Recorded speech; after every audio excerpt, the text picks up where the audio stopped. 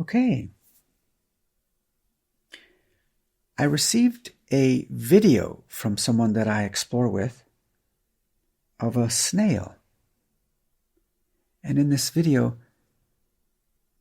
she's giving all of her attention to this snail, and she begins chanting to the snail. And it's so sweet.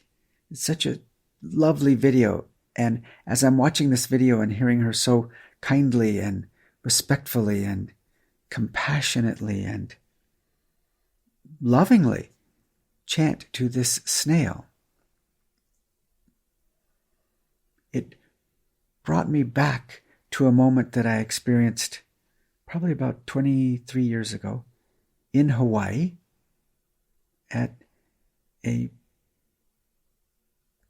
meditation retreat.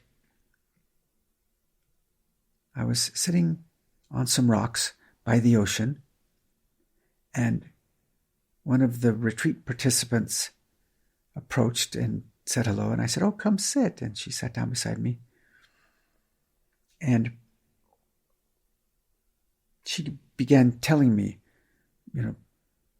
this and that and this. And her mind was very busy, and she was captured in it, and she was, disturbed by this and disturbed by that. Things going on in her life with her family, and things not going how her wanter wanted them to go. And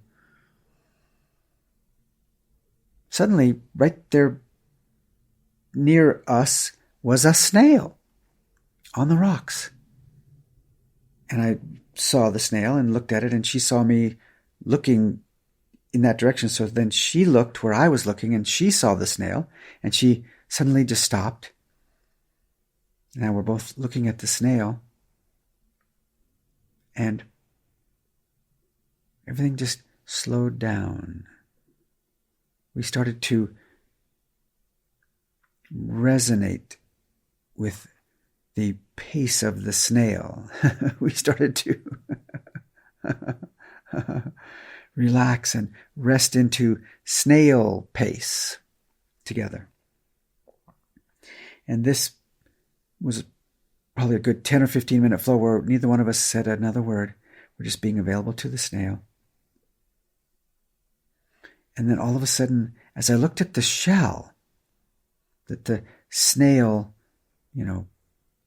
has, it's always everywhere it goes, its shell, I realized, and these words came out of my mouth in that moment with her, wow, this snail and all snails, they bring their home wherever they go.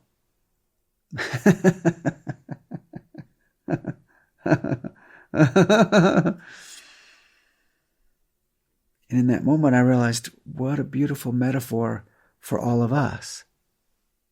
We also have our home with us everywhere we go. It seems as if we're separate from home,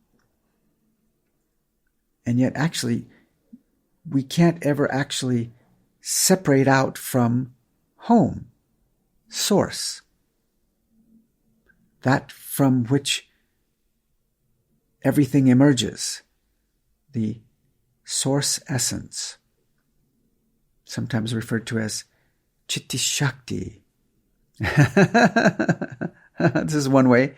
In a lineage that I resonate very much with, we would refer to source, Chitti Shakti.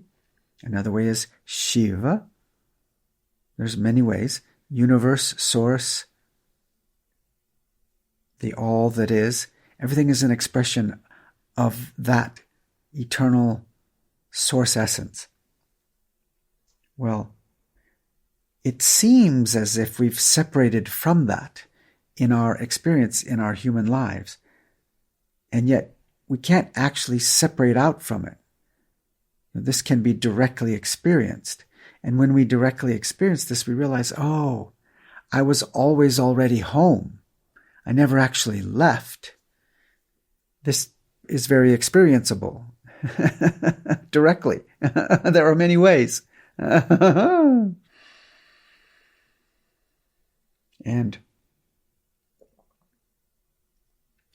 while I was watching that video that she sent of the snail and listening to her chant so sweetly to the snail,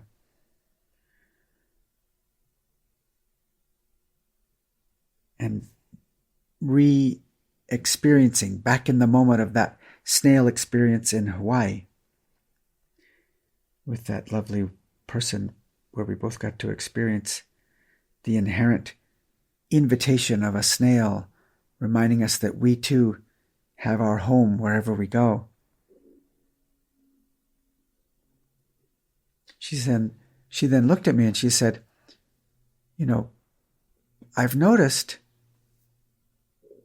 sometimes in the gatherings when we're chanting or we're exploring with you, I notice your head tilts a little bit to the right, towards your right shoulder. I said, oh, yes, that is something that I've been exploring for quite some time now. She said, what is that? I said, well, I learned it from a satsang teacher when I was on a retreat in the Rocky Mountains a ways back. And during this retreat, I noticed she was doing that. Her head would tilt a little to the right, toward her right shoulder. And one day, during a lunch break at this retreat location in the Rocky Mountains, I was reflecting on how I had noticed her doing that and was instantly getting a nudge to get up. I was sitting on my meditation cushion, meditating at the time. I could feel the nudge was to get up right now and go to the river. There was a river nearby there that had an area that had a little pool area, kind of a deeper area of the river. And when I had found it, I knew at some point I wanted to go back and jump into the river there, even though I knew it would be very cold water. The rivers in the Rocky Mountains, even in the summertime, are cold. It's, a lot of it is snow runoff, so it can be quite cold. But I knew I needed to go right now, go to the river, which I did. And as I arrived at the river, the satsang teacher who was offering this retreat that I was at was there at the river. And she saw me. Oh, hi, she said. Would you like to sit? And so we sat down on this rock right by the area where the water was nice and deep. And we had conversation. She was so kind. And I asked her some questions. And then I said, I've noticed every now and then I'll see you tilt your head ever so slightly to the right, toward your right shoulder. And she giggled and she said, oh, you've noticed that? I said, yes. She said, this is something that I was taught by my teacher. And she was taught by her teacher, and, up through the lineage. The practice is really simple and direct. Would you like to learn it? I said, absolutely, please. I would love to learn this. She said, okay. As you're sitting here, it might be easier at first to try this with your eyes closed, if you like. You could keep them open if you like, either way. So I closed my eyes and she said, okay, now notice your breathing. Let your in-breaths and out-breaths be a little bit slower and longer. And she said, you don't always have to do it this way, but this just might be helpful for your first, experience of this. So I started breathing longer and slower. She said, just letting everything relax. And she said, now when you're ready, let your head tilt slightly to the right, towards your right shoulder, just ever so slightly. And as you do this, just imagine that every bit of your attention that might in any way be centered in your mind, let it all just drop right into the right side of your chest. Inside your body, in the right side of your chest. She said, my teacher referred to this as the spiritual heart,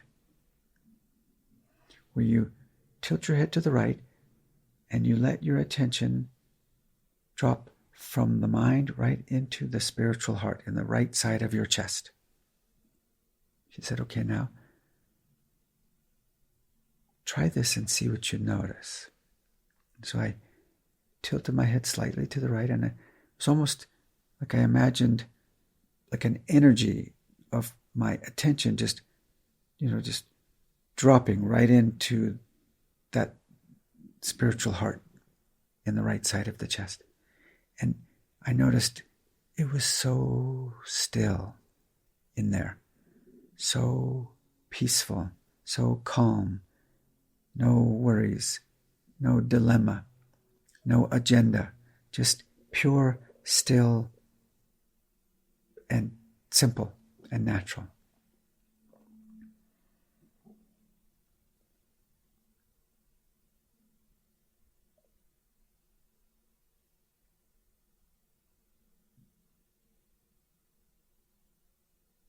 Inherently calm and peaceful.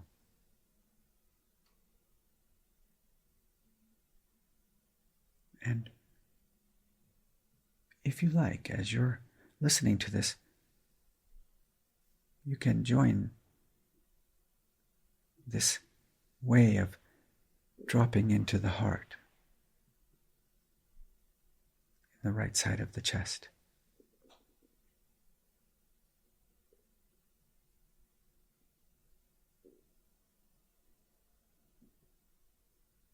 You may notice your breathing get longer and slower and the body relaxing as you just rest in what she referred to as the spiritual heart.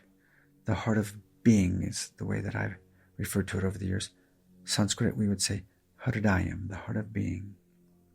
We can let all that we are just drop right into the right side of the chest and rest there for as long as you like.